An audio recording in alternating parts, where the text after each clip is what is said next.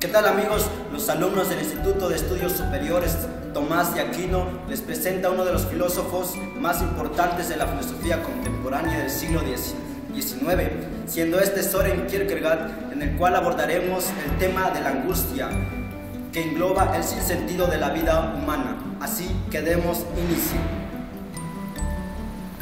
Søren Kierkegaard nació el 5 de mayo de 1813. Es un filósofo y teólogo danés. Su padre era comerciante.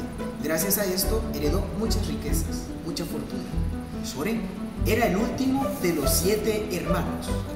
Heredó su carácter melancólico de su padre.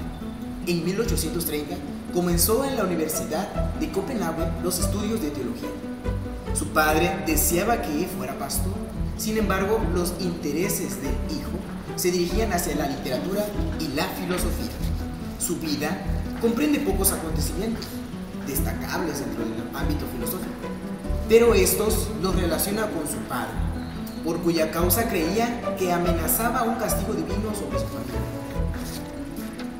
En 1836 estaba al borde del suicidio por el desprecio que le inspiraba a su propia vida.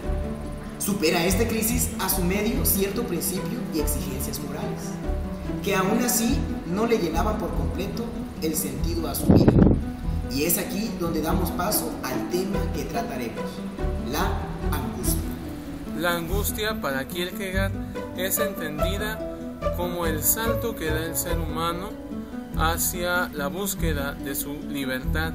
También lo define como el deseo de buscar aquellas cosas que nos dan miedo, el miedo que el hombre tiene en sí mismo. Esta búsqueda de la libertad lo define también como un fracaso moral, que también esta angustia o esta libertad también es conocida o entendida por Kierkegaard como un vértigo hacia esta misma libertad.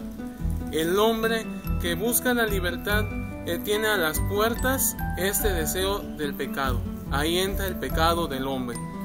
Y este pecado se suma pues a esta misma angustia del ser humano, esta misma búsqueda de la libertad.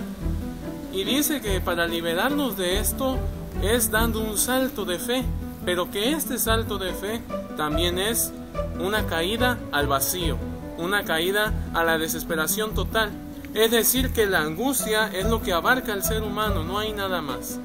Entonces, podemos decir que la libertad y la fe aún se quedan arraigadas en esta misma angustia que el ser humano tiene y que no puede escapar de ella. Puede hacerlo en un escape, pero no puede liberarse totalmente de esta angustia que se aferra en la vida del hombre y sobre todo en nuestra actualidad. Entre el dolor y el aburrimiento es la objetivación más perfecta de la voluntad de vivir. Por eso el hombre es voluntad, y de la mayor parte de los hombres no es más que una lucha constante contra su propia existencia. No es tanto al amor a la vida, sino un temor a la muerte, el temor a ya no ser recordado. La satisfacción pone fin a esta angustia, pero esta angustia suele ser insatisfecha, porque al momento de satisfacerla presupone otra cosa insatisfecha. Es un proceso por el cual el hombre nunca llega a satisfacer sus necesidades. Siempre se pregunta lo que irá a pasar. El problema es de aquí, el cómo superar su propia existencia a partir de las angustias mismas que él se tiene. Los efectos donde se manifiesta la angustia son, en primer lugar, y el peor de todos los casos, es el suicidio. El suicidio se da por la pérdida de sentido de la vida. De repente el individuo descubre que no tiene sentido lo que hace, cae en una autoestima baja que pronto lo llevará a la muerte o al suicidio, como lo acabábamos de decir. También otro principal problema es el temor a la muerte.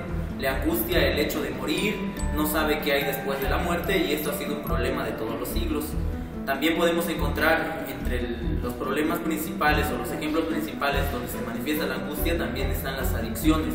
El hombre se hace adicto a las redes sociales, donde también descubre la pornografía, y también la pornografía de hecho se establece como una de las de las principales adicciones de nuestro siglo, el alcoholismo, que es un problema social y un problema crónico, además que se considera como un problema de salud, que no solamente afecta al individuo que lo padece, sino también todo su entorno, ya sea el ambiente laboral, el ambiente social, escolar o también, sobre todo, el ambiente... Kierkegaard entendía la angustia no como miedo a la muerte, ni tampoco como miedo a la vida, sino que, sobre todo, el no poder encontrarle un sentido a la vida, más bien dicho, caer en la nada. Está sobre todo la angustia ligada a la constitución de la subjetividad, y con esto lleva sobre todo a la verdadera constitución del hombre a encontrarle un verdadero sentido.